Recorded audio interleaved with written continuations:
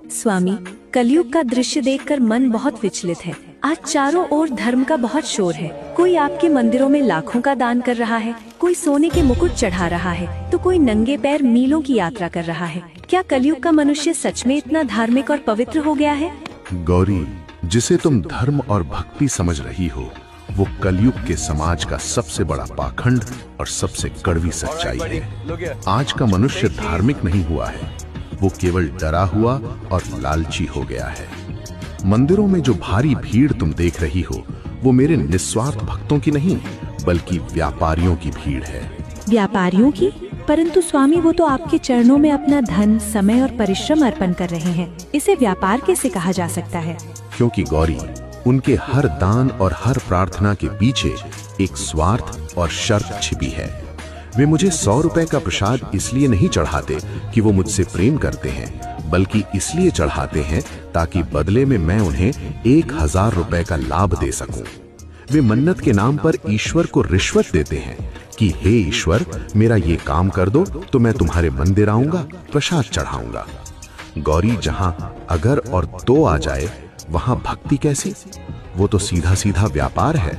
अद्भुत छल है ये। तो क्या समाज के इस आडंबर में कोई भी सच्ची भक्ति नहीं कर रहा? जो लोग धर्म के नाम पर गरीबों को भोजन कराते हैं, क्या वो भी पाखंड है? मनुष्य की नीयत देखो गौरी। कलयुग का मनुष्य किसी भूखे को 10 रुपए की रोटी खिलाता है तो अपने महंगे यंत्र से उसकी 100 तस्वीरें खींचकर पूरे समाज को दिखाता है। ये दान ईश्वर को प्रसन्न करने के लिए नहीं, बल्कि समाज में अपने अहंकार को चमकाने के लिए है। और समाज की सबसे छुपी हुई कड़वी सच्चाई क्या है पता है गौरी?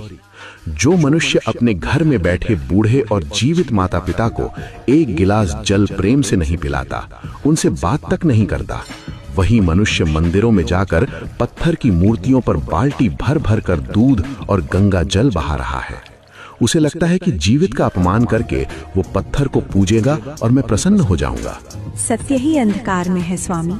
तो फिर कलयुग के इस पाखंडी समाज के लिए आपका अंतिम संदेश क्या है? सुन कलयुग के मनुष्य, ईश्वर से प्रेम करना सीख, ईश्वर से डरना नहीं। तुम्हारे पापों का प्रायश्चित रविवार को गंगा में नहाने से नहीं, बल्कि तुम्हारे कर्मों के सुधार से होगा। याद रखना, जब तक तुम्हारे मन में स्वार्थ और लालच है, तब तक तुम्हारी कोई भी वीआईपी पूजा मुझ तक नहीं पहुंचेगी।